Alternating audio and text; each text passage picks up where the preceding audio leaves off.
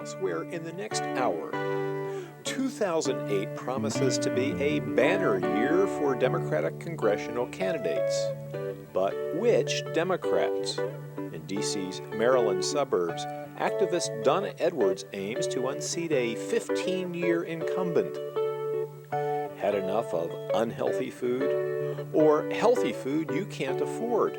Farmer Mike Tabor offers tips on eating organic without eating a hole in your wallet. When it comes to putting one's feet down, Brian Williams and his dance company Step Afrika are true innovators.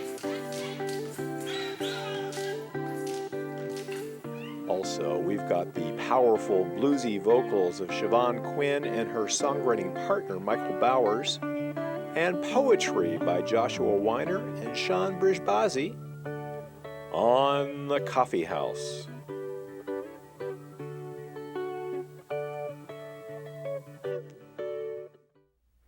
Welcome to the forum at the Coffee House. In the age of the permanent political campaign, it's pretty meaningless to talk about it being campaign season. But the primaries are truly now just around the corner. In Maryland on February 12th. And in strongly one-party districts, the primary is really the main event. Maryland's 4th congressional district is a lock for whomever wins the Democratic nomination. Until 2006, conventional wisdom had it that the primary was also a lock for incumbent Al Wynn, who racked up increasingly intimidating victory margins since 1992. But then along came the insurgent candidacy of Donna Edwards. Her message was that Al Wynn, a man she'd once worked for, had morphed into an old-school machine boss, took constituents for granted, and abandoned progressives. Edwards came within a hair 3+ points of unseating Wynn. Donna Edwards is a lawyer, community activist, and executive director of the Washington, D.C.-based ARCA Foundation. She's hoping that 2008 is her year. Welcome, Donna, to the Coffee House. Thank you. It's great to be here. Before we get into why not Al Wynn, let's talk a little bit about Donna Edwards' vision. How would the country, how would the 4th District be different if you were elected to Congress? Well, I think there are a couple of things that are very unique about the 4th Congressional District in Maryland. And one is that we're highly educated, very smart, we pay attention to politics and policy, and we think very progressively, unlike a lot of other districts around the country. And so I think that we actually deserve representation that's on the forefront of leadership of public policy. And I don't think we've had that, but we certainly have the opportunity for it. Let's talk a little bit about you, where you came from, where you grew up, went to school. Well, I just recently started calling Prince George's County home. After all, I've lived there for 25 years now, and lived for a little bit in Silver Spring after I got out of undergraduate school at Wake Forest University down in North Carolina. But I grew up all over the place. I'm a military brat. My dad was in the Air Force, and we just traveled all over the country and all over the world. And I think it gave us as children, some very unique experiences that really helped to frame the kind of person I am. What countries did you live in? Well, I lived in the Philippines, I've lived in Spain, I've lived in and traveled in Central America and Latin America, and in Europe and other places in Europe, and throughout Asia. And then across the country in places as unique as Dayton, Ohio, to out on the West Coast in California, and a little bit of high school in Albuquerque, New Mexico. That is quite a mix. What got you interested in politics? Well, truth be told, I've been interested in politics for a very long time. Sort of my hero and mentor and person I looked to was Barbara Jordan. I was mesmerized by her in the Watergate hearings and at the Democratic Convention, where she talked about the common good and the opportunity for all of us to contribute to that. And I think I've been hooked on politics since then. I never quite envisioned myself in electoral politics, at least at this level, other than the pipe dream of a 17-year-old saying, yeah, I want to be president. And when did you work for Al Wynn, and in what capacity? Well, I went to law school actually quite late. I had done some other things before then, and I went to law school, got out, and did a little internship for a summer 1 year during law school. And it was a very brief time, but it was enough to get to know his law office. It was actually before he came into the United States Congress. So were you working for him in his capacity in the Maryland House or in his law office? In his law office. I had very little to do with the Maryland House business. I really wanted to learn what it would be like to open up a solo law practice, and decided that that was probably not for me. And what was your impression of Al Wynn at the time? Just as I think now. I thought he was a nice guy, and I supported him actually in his first couple of runs for Congress. But then I became a lot more critical, looking at his voting record, and very, very frustrated, frankly, that he seemed to be departing from what I believed were long-held progressive values and morphing into something else. And so that's when, over the last couple of years, I was very concerned about it, and then finally decided to challenge him. Okay, before we get into those specifics, let's talk a little bit more about your work history. You got involved on the issue of domestic violence. Tell me about that, how you got involved in that, why, and what you did. Sure. I started out actually as a volunteer on a hotline, 24-hour hotline, answering calls from women who were experiencing domestic violence. It was very compelling work. I had another job, day job at the time, but was very committed to volunteering. What drew you to it? Pardon me. I think, just the knowledge of domestic violence. I know that when I was growing up in the Air Force, I remember very vividly when I was in about second grade, we lived in Ohio at, an Air Force base there. And I remember, base housing. Wright-Patterson, but yeah. Base housing, very thin walls. And my sister and I shared, a wall with a room, folks next door. And she was being beaten, almost nightly. And that really stuck with me. I didn't think about it all the time, but it certainly stuck with me as a memory. When I've worked at various jobs, I've known women who've experienced violence, and I just felt really committed to working on those issues myself. And sometimes people ask me, do you do this because you've experienced domestic violence? I never have, but I feel very compelled by women who have. You also worked for Public Citizen for a while, and you were the director of an organization called the Center for New Democracy. What's that? Sure. We were doing election law, ethics reform, looking at congressional ethics and lobbying reform and campaign finance reform, things that really go to the heart of accountability and integrity in Congress. And I think that those are base values that really underlie our system and sometimes really undermine the system. And so we think, for example, that we're going to get on face value what we deserve in electoral politics, and then it turns out it gets undermined by money or bad ethics or lack of accountability and sunshine.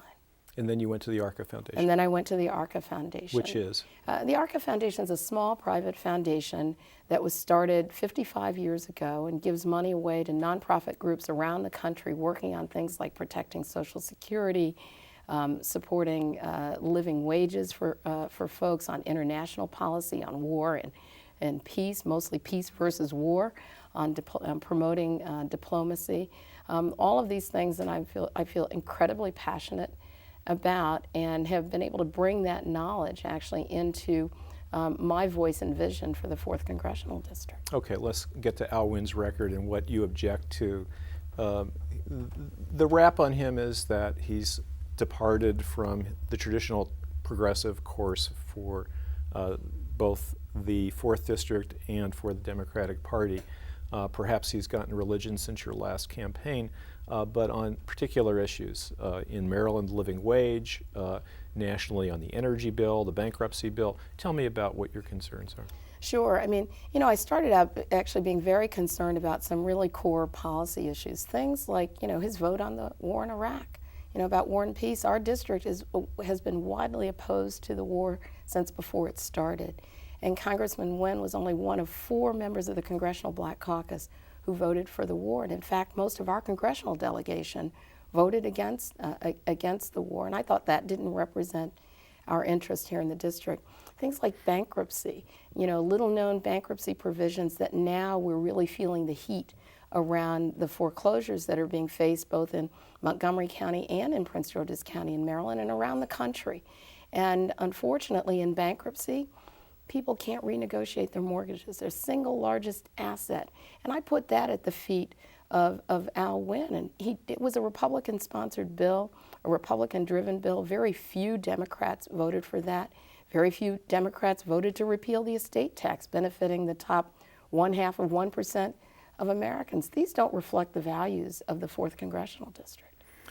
And also, tell me about net neutrality and his position on that, and your position on that. Amazing. I mean, I actually believe in complete internet freedom, that, that one should be able to surf the web and go wherever it is that you want, wherever you're surfing takes you. And the congressman supports the positions of the big telecommunications companies, phone companies and cable companies that actually want to restrict our access, our free access to the internet. And I just don't believe in that. I think the internet has been an amazing democratic medium, and it's new, and all of our children should be able to take advantage of it. And I just think that anytime you're developing policy that most benefits phone companies and cable companies and doesn't benefit consumers, you must be going in the wrong direction. All right, that was Al Wynn in the past, perhaps, but he's presenting himself in a different light, at least since the last election. His newsletter publishes photos of him with Dennis Kucinich. He distributes glossy literature like this on local impacts of global warming. He has Nancy Pelosi raising money for him in the district. Has he changed in your view, or is this a kind of battlefield conversion? Well, I think if you take a look at the so-called changed Al Wynn, it is all very coincident, frankly, with my challenge against him and nearly beating him. And so I'm not surprised that he's changed, but I don't think it's real. And I'll tell you why I don't think it's real. For example, what he hasn't changed on are the concrete things that really benefit people here in the 4th Congressional District. He hasn't changed on bankruptcy, still taking money from banks and credit card companies. Hasn't really changed on energy. The literature is right, but if you just take a look at his contributions, every oil and gas company that you want to name, and including the nuclear power industry that wants to jumpstart itself around the country. He hasn't changed on the estate tax. I mean, he still voted for the repeal, and he was a believer. He was promoting it. And so I would say beware of the sheep in wolf's clothing. Okay, but nonetheless, he still has pretty much a party line vote record in this current Congress. And I suppose he would argue that, look, maybe I made some mistakes here and there. I'm back on course, and what you're going to lose is 8 terms of seniority if you choose my opponent. How do you answer that? Well, I don't think that we've actually benefited from that 8 terms of seniority. The reality is that the 4th Congressional District is surrounded by a junior House member who's the chair of the Democratic Congressional Campaign Committee, and Chris Van Hollen. And on the other side, the Majority Leader of the United States Congress in Steny Hoyer. And the 4th District has Al Wynn. And so I think if you want a real leader, if you want somebody who's going to stand out there, not when you get pushed to the wall, not when you're thrown to the mat, but from the beginning, using judgment, exercising judgment, and really representing the interest of the district, then you'll still vote for Donna Edwards. And so while it is true, I think that on the surface it appears that Mr. Wynn has changed, I just don't think it's real and it's not deep. And 16 years of failure cannot be made up with 9 months of change. Looking at Congress, who do you look to for leadership? Who do you most admire? 3 people in Congress, for instance. I look at folks like John Conyers, John Lewis, a stalwart civil rights advocate. Barbara Lee hasn't been there as long as Congressman Wynn, but has been a really true leader in the United States Congress. There are a number of people, I think, who've really not just voted the right way. You can always get a good vote. The question is whether you'll get leadership, and I'm looking for leadership, and I'm looking to demonstrate leadership. What do you want to lead on? I want to lead on health care. I don't think that we should have a health care system that props up insurance companies at the expense of people who actually need health care and not just health insurance, that props up pharmaceutical companies. You ask about a change. Congressman Wynn says he gets the message on health care, and yet he takes money from the largest pharmaceutical trade association in the country. This would be a contribution from Billy Tozan, who's the head of pharma. Head of pharma. And I think that that's just not sustainable. So I want to lead on health care. I want to lead on getting us out of Iraq. And that doesn't mean signing on to an impeachment bill for Dick Cheney. It means really leading. And the fact of the matter is we had real leadership to get out of Iraq we'd be out of Iraq now. And we have to get out of this segment, but before we go, I want to give you a chance to tell people how to get in touch with you. Well, you can get in touch with me by calling us at 301-316-1880, and you can find us on the web at www.donnaedwardsforcongress.com. Pretty simple. Many thanks to Donna Edwards for joining us to discuss her vision and campaign. The primary election in Maryland is February 12th. I'm Mark Cohen, and this has been Coffee House Forum.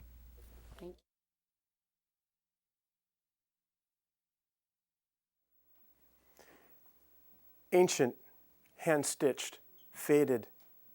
Beneath it, floating in late afternoon Maine shadow, you sense the warm press of elder slough, kindled brighter by your body's heat. Wet breeze teases the flag outside, its flap lapping the house like a swathe or tide of air lacing the screen, playing frayed embroidered thread in fresher skin, scabby-bitten summer skin of children tumbling downhill, loose steamroller drums, runaway timber racing for the water. Their aggressive pleasure, a bragging solicitation the airstream folds into silence. Your silence, unroused idle vessel, caught under gulfweed without purchase. Your voicelessness is hidden by clapping flag cord, ringing alloy music from the pole, a nearby boat's wake rocking the dock, the children's shouts like warning bells disguised as delight. Unlifted, inside, still.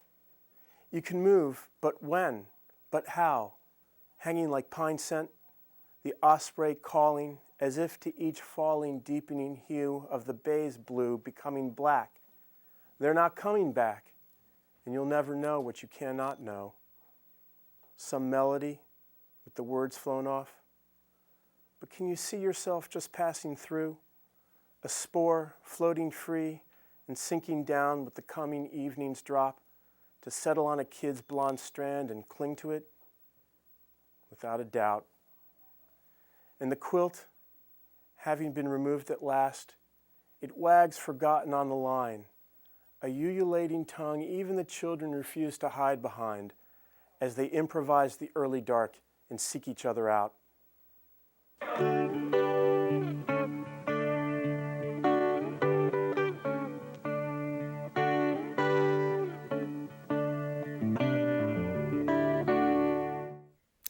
Welcome to 21st Century Life at the Coffee House.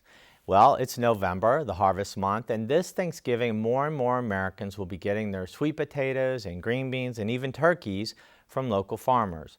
There's been an explosion of new farmers markets across the region in recent years, providing a boost for both the environment and human health. But the trend is limited in part by the considerably higher cost of local organic foods. What, if anything, can farmers and governments do to make food that's good for the body and the earth more accessible to low and moderate income people? And why, at a minimum, is almost none of the food served in our region's public schools actually grown in our region? That seems like low-hanging, fruit there. Let's ask Mike Tabor, who owns and runs Licking Creek Bend Farm just outside of Hancock, Maryland. He's been raising sustainable crops for 35 years and raising public awareness as a food activist across the region for almost as long. Mike, welcome to the Coffee House. Thank you. First of all, tell us a little bit about your farm. 60 acres, started farming in 1972. And we have a philosophy of growing sustainably grown food. If I had a choice, I'd put down sustainable in this old shirt rather than organic at reasonable prices. So minimal chemicals, no chemicals. Integrated pest management. Actually no IPM.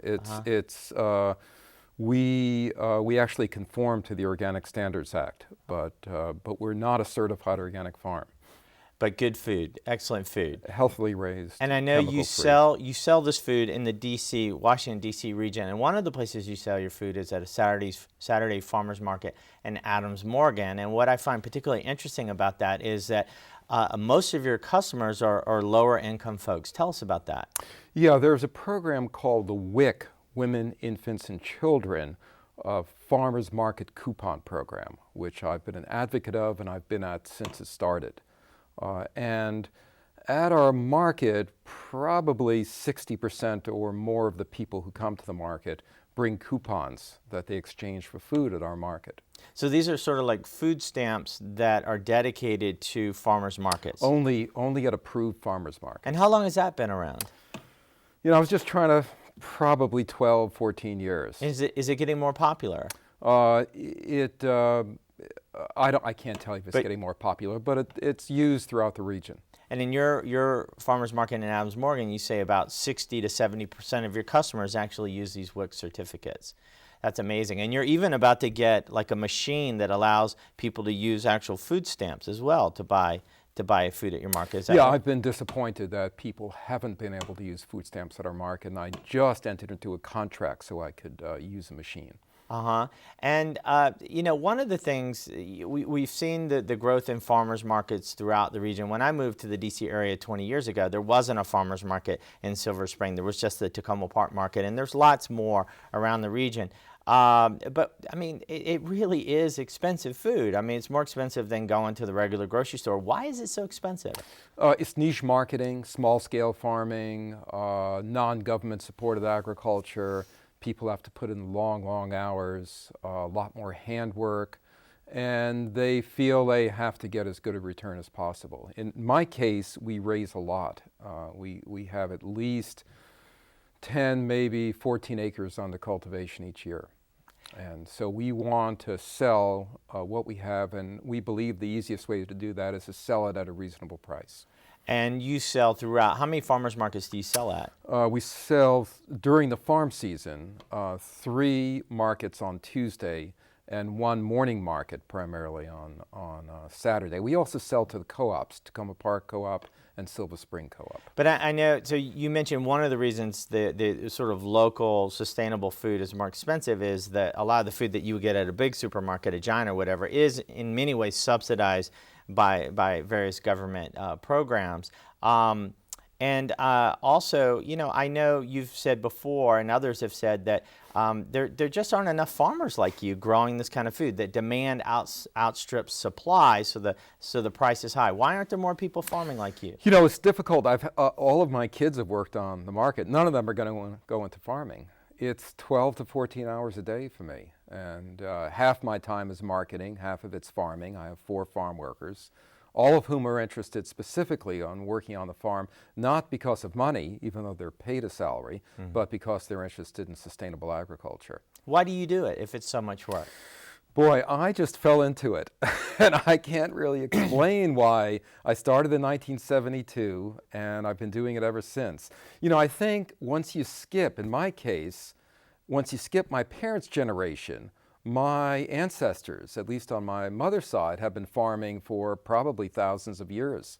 Not in this country, but in Beth Susan. But you grew up in Brooklyn. I grew up in a public housing project in Brooklyn, and something mystical sucked me back into, well, you know, it's interesting. First grade, Brooklyn Botanical Gardens sold our kindergarten and us 1-penny seed packets. And in that public housing project, in the library, there was just a little piece of dirt.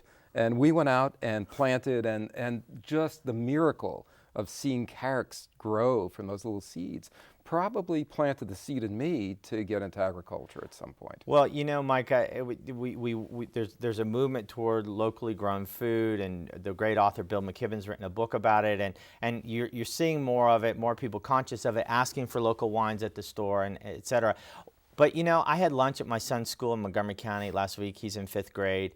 And I was frankly horrified by what I saw. These plastic-looking pieces of pizza, some carrots wrapped in plastic, and cupcakes, and that was the lunch, and cartons of milk from I know way far away from Maryland. Why isn't there more local food in our schools?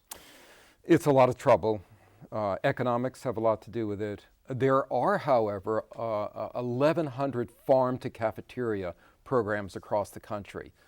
Some as close to Washington as Rappahannock County, Virginia, Delaware. New York City has a mandate of putting millions of dollars into locally grown food in cafeterias.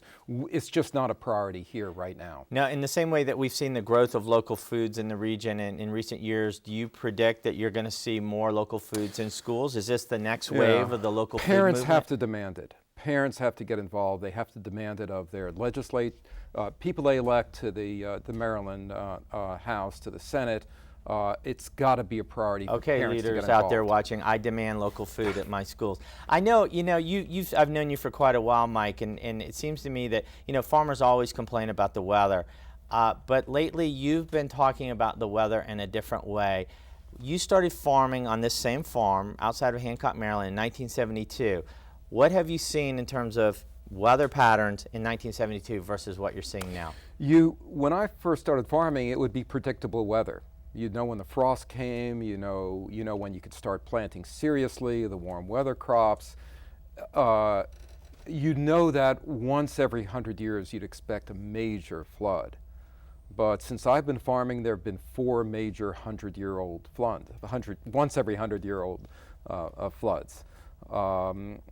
Frosts come incredibly late as the end of May, frozen my apples and pears on the trees. This is in recent years, you've seen Yeah, within the last 5 years. Drought, we just expect rain to come in the fall, and as most people realize this fall, that just hasn't happened. It's been the worst drought probably on record. Yeah, I know the farmer in Carroll County, Maryland, who sells corn for my biofuel home heating system, says in 30 years he's never seen a drought this bad. He lost 2/3 of his corn. Is this something that is just one more thing that farmers are going to adapt to, or is this something that you're concerned in terms of climate change? Because we do know the weather, the climate is changing, and when I hear a farmer like you describing these things on the ground, is this something that you see becoming perhaps a bigger problem in the future? I think most people realize it's not going to go away. It's not a cycle. It's getting worse, and it's getting worse, and it's getting worse. And I hope that some of the large companies start manufacturing, for instance, hybrid trucks, so that I don't have to use diesel and I don't have to use gas. I hope there's a growing awareness. I think there is. People realize that it's getting more and more difficult to farm. Well, certainly I know the US EPA predicted as recently as 5 years ago that major agricultural yields in Maryland at least could drop as much as 40% from climate change unless we begin to switch to clean renewable energy. Well, I want to give you a big thanks, Mike Tabor, local farmer and food activist Mike Tabor, for joining us here in the coffee house. Maybe like January 1st, Thanksgiving should be the day we all make healthy food resolutions. We'll eat more local foods, we'll push for the same in our local schools, and we'll figure out a way to save our atmosphere for all farmers everywhere. I'm Mike Tidwell, and this has been 21st Century Life.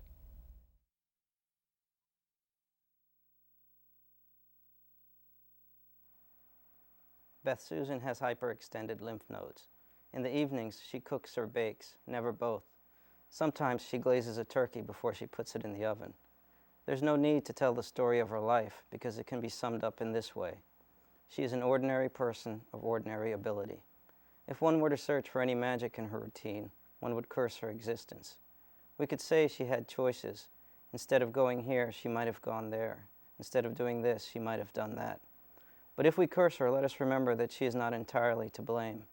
At a young age, she was set on a certain path, and she continued along that path, knowing nothing more. And yet, let us suppose she did know more. Let us suppose that at the age of 12, she saw a picture of Mongolian horses, and later that night dreamed of palm trees. Perhaps, but really, what good would it have done? The courage to take a false step was not in her. We'll say remember, but it's not always about memory. The first virgin of civilization swept the streets outside her hut. There were the Francophiles and the Anglophiles, but none restored order to the universe. So memory doesn't always hold sway, doesn't reach out, doesn't get Beth Susan wet. The most we can do for her is to glorify the ordinary. To say, for example, that the sun reaches her kitchen floor from a window through which she sees the grass and the overhanging branches of a nearby tree. In time, she became a precedent, a figure of imaginable awe, and then a subterranean falter of paprika and marmalade, as she brought the curtain to the porch and spread it on the floor, searching for the circles in swelled Friday in a singular expression of darker turning. Sensitive, sensitive girl. I knocked at a noble hour, and being invited in, said, "Good morning, Beth Susan." The day before, on a Sunday, palms frijoles were served by the carpenter, who designated the house, and specifically the bedroom, the bed, and Beth Susan as things and person to think of while shuddering. "Good morning," she said. I sat for a coffee and remarked casually as to the paint peeling on the outside of her door. A sad summary for such a golden block, or not quite, but close. She stared. "It is remarkable, Beth Susan. Your lumps are figuratively to die for, and may I, without regret, continue my sympathy and curiosity for the sake of conversation. Laud me, but make no mention of what is base, as some poet might say, for the sake, again, of sounding profound. But I have dreamed of you as if on a boat on a still black sea, and the night and the stars, how to make mention of them as they are. But may I, as I have always wanted, be the first to say that your sorrow is mine. It is mine, and I come to take it from you. Languid night, 3 fold comes the stolid." The mollification of her stamina, free but not without its proclivities, proved a disaster to the carpenter, who hammered immorally throughout the house. Lest she forget the importance of shingles and their proper nailing, I casually suggested an inspection of their aft and foreaft. "Have you felt what shall I call it, a transition in your ear?" She responded to the contrary, but did confess, albeit reluctantly, of a colorless blur. The garments, the placards, the restive clink. I sensed her desire to keep them hidden. But what of the curtain, Beth Susan? Is it not a child of the tropics? Relate this to me, and in such a way as to approve of blood. The Mongolian horses, etc., etc., the palm trees, etc., etc. So she's not the girl sitting on the couch. Her walls aren't blue. She doesn't have a ponytail or wear old shoes that have become fashionable. Beth Susan, let me take your sorrow. It belongs to me. We are but two creatures, you and I, an irrelevant species, hard-pressed to die without a feeling of relief. The last feeling, the truest feeling.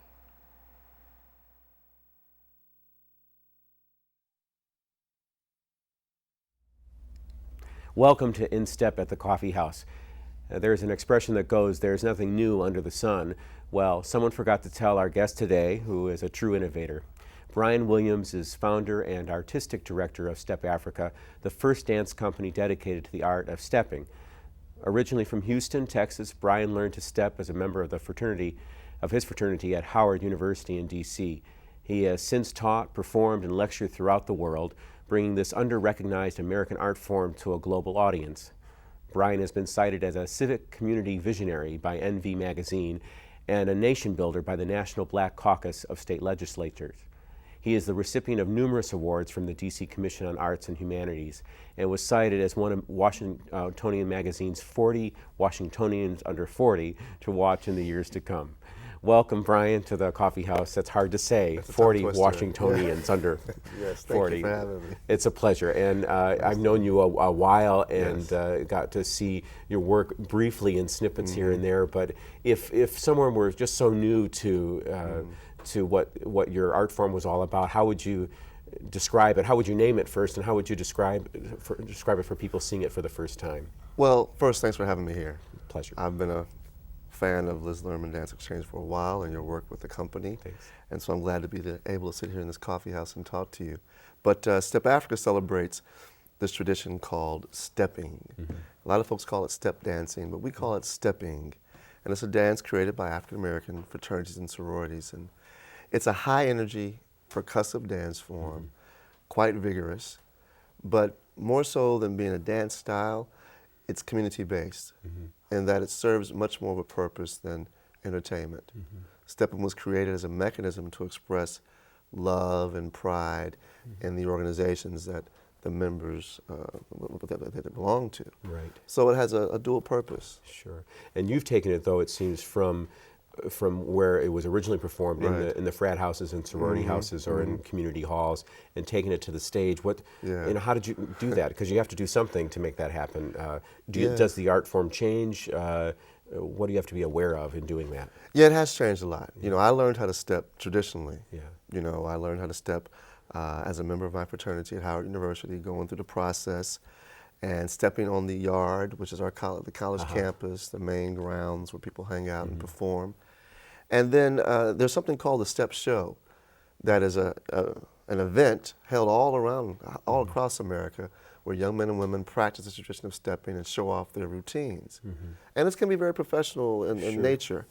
But when I started Step Afrika, what we started to do was we took it out of its traditional context and put it on the concert stage. And what has happened is, by taking stepping out of its original context, is we've allowed to play with it a little bit and merge it with different traditions and employ dancers to practice it professionally. Right. So that in and of itself, I think, is changing the art form, and we have a lot more ways to go in terms of creating works around stepping. I want to get to the future in a second. You mentioned some of the components that that make up, it's stepping and other forms to bring it to the stage. Can you name some of them? Are you influenced by contemporary dance in a way, or the African roots of some dances? And what all goes into the pot now? Well, we started off initially investigating the African origins, our connections of stepping. Sure. And I actually, when I finished from Howard, I moved over to South Africa. Actually, a small country called Lesotho, which is inside, landlocked by South Africa. And it was there that I came across a dance form called the South African gumboot dance, which is a percussive dance created by men who worked in the mines of Johannesburg. Wow. It's percussive, hands and feet, to make really nice rhythms and very entertaining.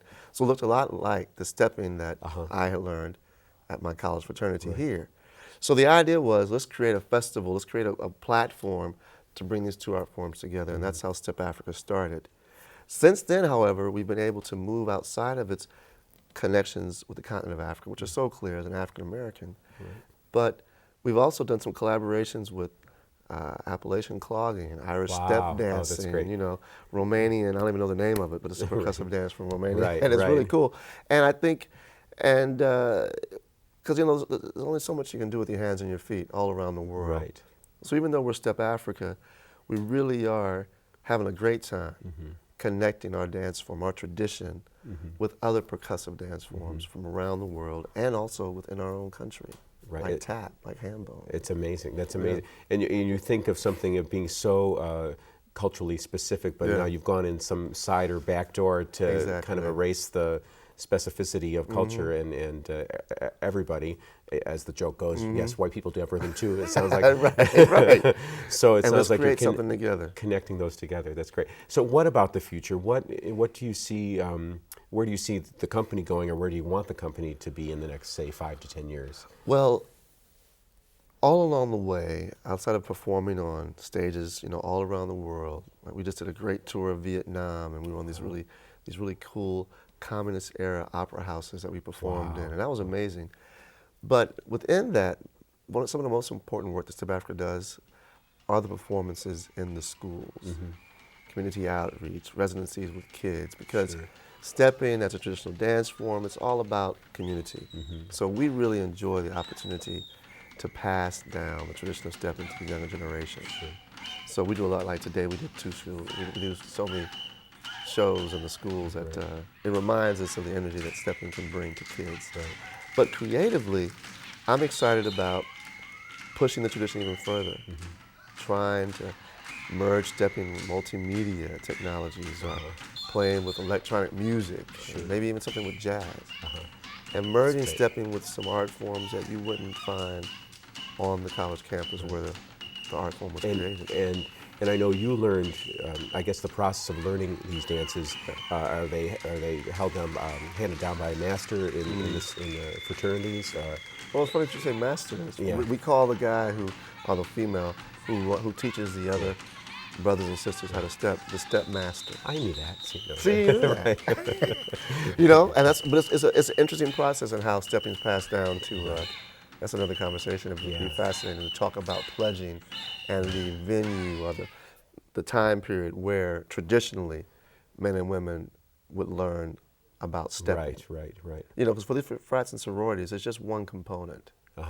If we talk about the origins of stepping, the fraternities and sororities were about community service, about academics and whatnot, and stepping was just like an artistic expression that they chose. And is there anything inside this process that administratively or choreographically or process-wise that you keep that same practice up in the company or not, or how has it changed? You know how they say that book that everything you learned in kindergarten, everything I learned about creating dances I learned at college, and not in a master class or in a choreography class, but in a traditional setting on how I learned how to step. So when we teach kids, It's the same way we learned how to step Right. 15 years ago on the college campus. Amazing. And when we create dances, what it was really interesting, you'll find this interesting, our process is ultra collaborative. When all the artists get together in a room and we start to make a dance, everybody has input. No one really can come in and, you know, dictate what a piece will be.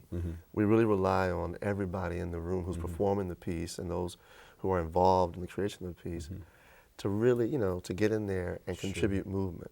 And that's what I think allows our work to stay somewhat, I guess I don't know what the word is, it's somewhat dynamic, but it's enjoyed by all in the company, most importantly. Right. We enjoy performing it because we all help to create the work. And that translates over the footlights to folks who are watching, I'm sure. Exactly. And I know you do, you've done a summer camp where you've had kids not just for one day or one show, but like a whole week.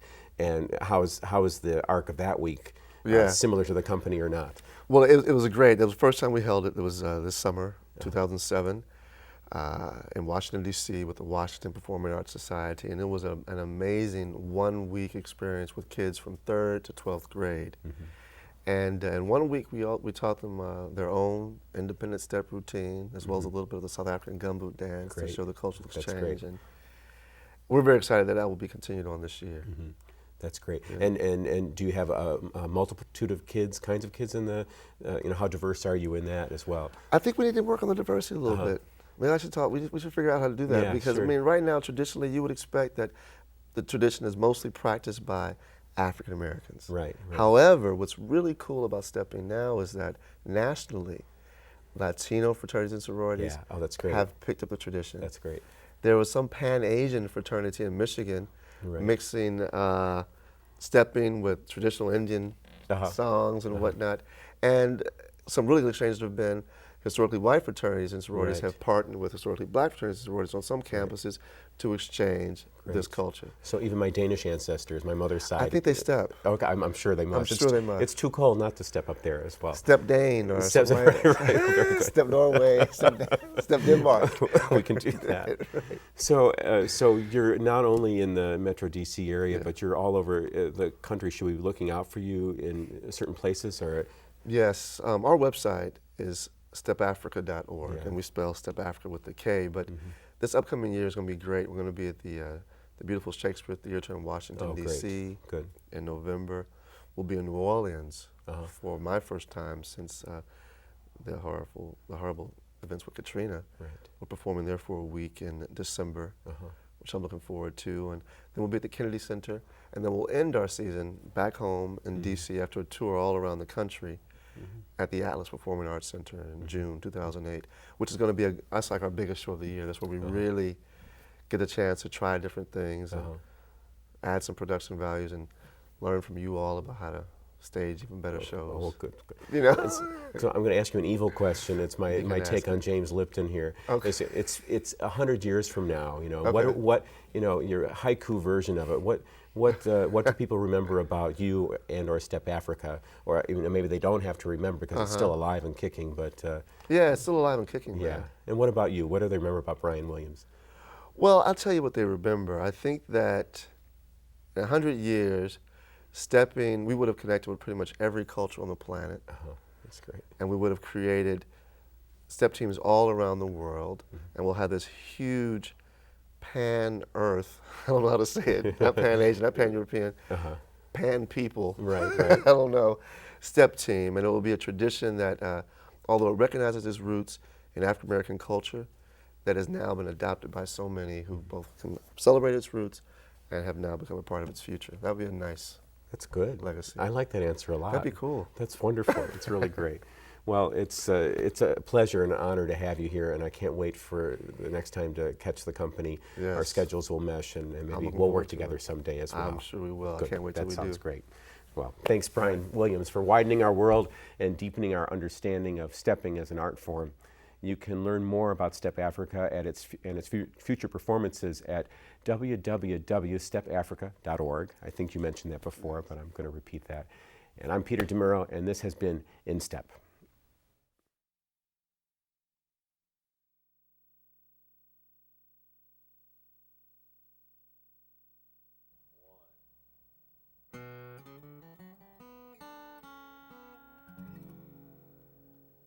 She was Rudy Valentino with a heart as big as Reno, the biggest little city in the world. He was modest like Port Jervis, perpetually nervous, wrapped tight like an oyster round a pearl. She always got her man, and he was always second Stanley with the girls. It was an accidental meeting. He was not inclined toward cheating. It was the only seat left vacant at the bar. And in a scene straight from Fellini, he sipped a dirty, dry martini. And she leaned in and let him glimpse her charms. His alcohol caught fire when she bummed a light and brushed against his arm. Innocence remembered is innocence lost. Desire is a bridge for lines too easily crossed. No one is immune. Not one soul can boast. Every heart is haunted by Valentino's ghost. From lobby to hotel room, there was a trailing scent of perfume, a passion play for any passerby. They willingly surrendered to the currency as tender, unaware of just what that would buy. You always find the naked truth when every word that's spoken is a lie. Innocence remembered is innocence lost. Desire is a bridge for lines too easily crossed. No one is immune. Not one soul can boast. Every heart is haunted by Valentino's ghost. Well, she thought she comprehended how the story always ended. You play the game, the winner takes it all. Well, how the hell could she know that the ghost of Valentino would turn the trick and she would take the fall? Now Rudy is not nervous, and women answer to his beck and call. Innocence remembered is innocence lost. Desire is a bridge for lines too easily crossed. No one is immune. Not one soul can boast. Every heart is haunted by Valentino's ghost. Now he's a Rudy Valentino with a heart as big as Reno.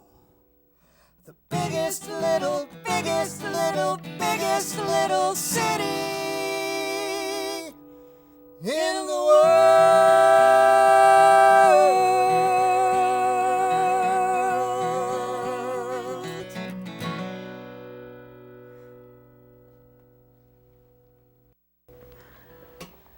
Great, great. Hey there. Welcome to the coffee house. Thanks. Siobhan, Pleasure to be Michael. here. I got so into that song that I can't remember the questions I'm going to ask you in the interview. That's okay. That's and That's it a made great me compliment. Well, it also makes me think about that would be a tough song to play in a noisy bar, because if people aren't listening, you guys would be like Muzak to them. They wouldn't pay. I mean, there's a great story in that. And you hearing Port Jervis sung in a song. Just my New York background. Yeah, you know, I went canoeing up there. Yeah. But no, it's really tighter than a oyster around a pearl. Mm-hmm. Yeah. It's great stuff. Well, thank you. Thank you. While you were singing, I quickly dove into the new recording, and was like, whoa, they wrote that. That's why I haven't heard it before. That's a great song. Well, thank you, sir. Yeah. Thank you. Yeah. Pitch it out there. You know? Yeah, that was a fun song to write. And you're right, we don't do that one in bars a lot. But luckily, we play a lot of coffee houses and a lot of listening rooms. And it's really. And well, anyway, we digress. But hey, it's our interview. You know, we do what we want. Besides singing out as a duo, you guys do other stuff in the world of music as well. Tell me about that. Yeah, right now, Siobhan has a grant actually from the city of Alexandria. Virginia. Virginia. Because you never know, this might be down in North Carolina. Yeah, it's entitled "Every Cobblestone Has a Story," and we're trying to. Alexandria, Virginia, is the home of George Washington, but there's a lot of other history in Alexandria that doesn't get told very often, and this is an attempt to tell the people's story, and so a lot of things that we've worked on. For example, unknown to many people, the first sit-in in the civil rights movement was not in Greensboro. It was not even in Washington, D.C. It was in Alexandria, Virginia in 1939. Wow. 11 days before Germany invaded Poland, which is why it never made the news. Understandable, yeah. But very powerful, many going stories. on. Yeah, many stories like that we're finding. People are writing, doing oral histories, and then we're writing some songs off of that. Yeah. All right, well, what are you going to take us out with? What song? This is a song off of my solo album called Reluctant Believer is the title of the album. By the way, the other album that this first song we did was on is called Dreamers, Lovers, and Outlaws. Good. And this one is called Shine On. I wrote this driving down the Pacific Coast Highway, and I have to retune for a minute. So okay.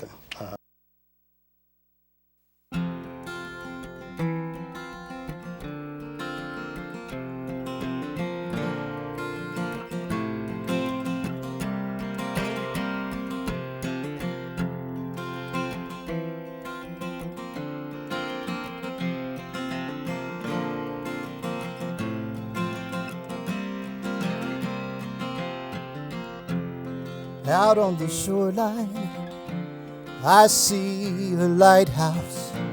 It stands at the ready for those in need. And I'm driving to nowhere, so I stop for an hour. I find the light keeper, and he says to me, I know ships don't need me to sail through these waters. Satellites guide them past this rocky shore. But on those cold, dark and lonely nights, every traveler finds comfort in my light. So I'm gonna shine on,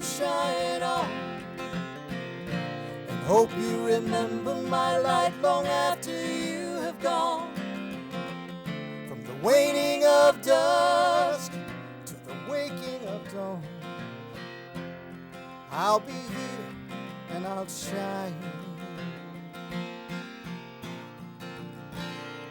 I'll shine on.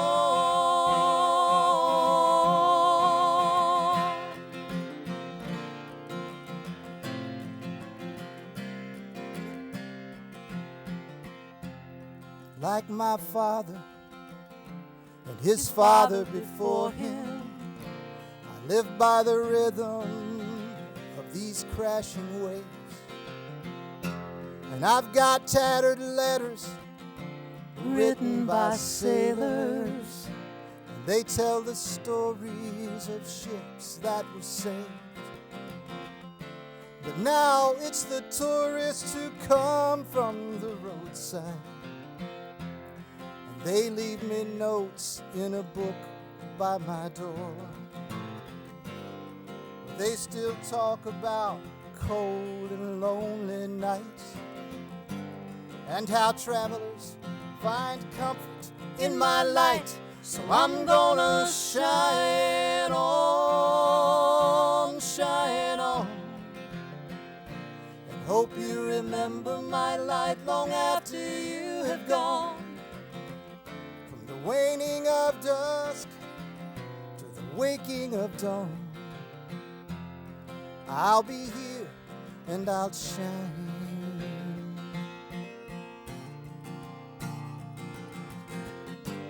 Well, I shook that keeper's hand and I drove away. And now on cold, dark nights I still hear him say, I'm gonna shine on, shine on. And hope you remember my light long after you have gone. From the waning of dusk to the waking of dawn, I'll be here and I'll shine. I'll shine on.